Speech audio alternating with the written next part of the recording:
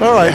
Yeah, well, you can go ahead and start your review now. We're going to talk about the 2025 Chevrolet Colorado ZR2 four-wheel drive crew cab. Now, this is the Colorado, kind of like the Colorado Reborn. There was one several years ago back when the mini truck, when you called them small trucks, and so now it's out. It used to be called the New Mexico, but in this case, it's the Colorado. Yeah. So this is the part of the third generation that was introduced in 2023. It comes with 5 trim levels. It comes with a work truck, an LT, a Trail Boss, the ZR1, and the ZR2. Now, it is a four-wheel drive crew cab truck. The government says it's a standard size pickup. I would call it a mid-size segment, but what do I know? It's a 5-passenger vehicle. We know you don't know. It's an off-road vehicle. It's got heavy off-road styling, and a lot of the accents or a lot of the styling things that are on it are very functional. The LED lighting with the headlamps and the fog lamps, that's all part of the common what you're going to find in most new vehicles, but it's very functional in this vehicle. The front bumper is made for off-road work and got tow hooks, skid plates in the front and the rear, and for the gas tank, you got a skid plate on there. It's got wheel flares on it because of the ZR2 package, and it's got rocker panel protection on it. And that, by the way, looks kind of like a step plate, but it's not. It's strictly to protect the under part of the body whenever you go rock climbing. Now, it does have heated power folding side mirrors to make things a little bit more pleasant. Power sunroof. And it has the Stowflex tailgate, which is where you can drop the tailgate, and there's some storage that's put in there that's kind of like an underfloor storage in some of the other vehicles. So that was really smart move to use some space that wasn't really being used. Runs on 17-inch wheels. Now, these are beadlock capable wheels, and part of this, again, is geared towards the off-road, so you got more tire wall there to work with instead of having some of these little short run flats. Beadlock capable. Right. So you can take and make these they're not beadlocked from the factory, but you can make them that way. Because if you go to a tire shop like Discount Tire and say, oh, I got beadlocked wheels on here, they're going to laugh at you. So you got to have it to where you can operate in the regular world and then turn them into the beadlock type wheels when you go off-roading. That's about all I know about it. I don't know much about beadlock wheels because we got sand. We don't have rock. So when you get to the interior, now we had the jet black Artemis leather seating. And Artemis leather. You know, out west, we have herds of Artemis running wild out there if you can go out and find them. Now, the front seats are heated, ventilated. The rear seat is a 60/40 folding that has storage up underneath it.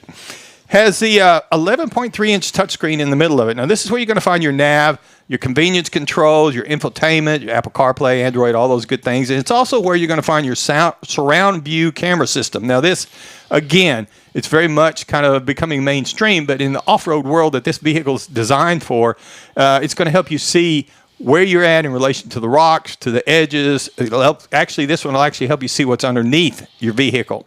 So it's really good for that.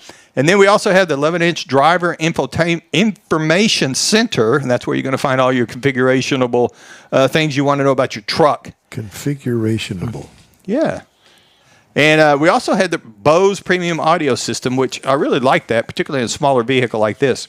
Now, up under the hood, we had a 2.7-liter TurboMax inline four-cylinder. Now, this is 310 horsepower, 430 pound-feet of torque, so it will move this vehicle. Sometimes it sounds like it's working pretty hard at it, but it will do it without a problem. Tow rating on this vehicle, properly equipped, 7,700 pounds, with a haul rating of 1,685. Now, again, we used to call these small trucks mid-size trucks, and they've become a little bit bigger.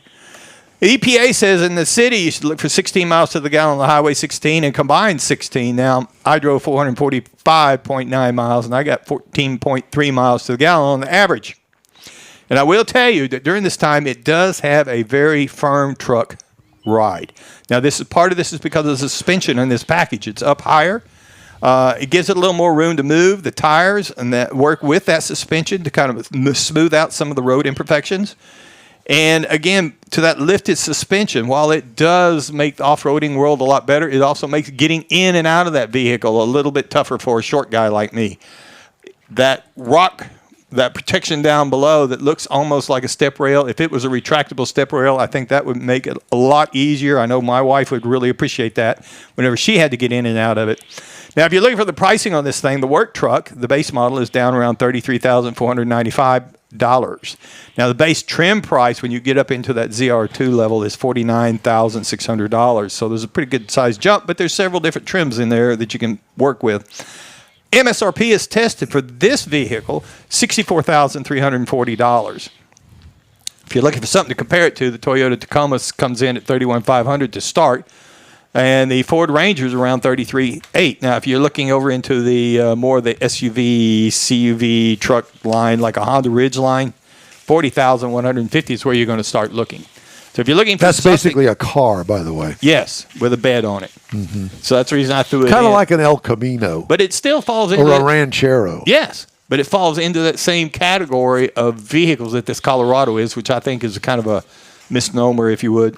And but I do think if you're looking for something that you want to take off-roading and you want something to start with, or maybe you just don't want to wrench it yourself, this is a vehicle you ought to look at. And more importantly, you can put it in the dang garage. Absolutely. Because you're not going to be able to put a full-size truck in there anymore. No. You used to be able to. And out west, they got the three-legged hairy Artemis that you could get your seats It's in. a three-legged one. Three-legged, yeah. Yep. They're very rare.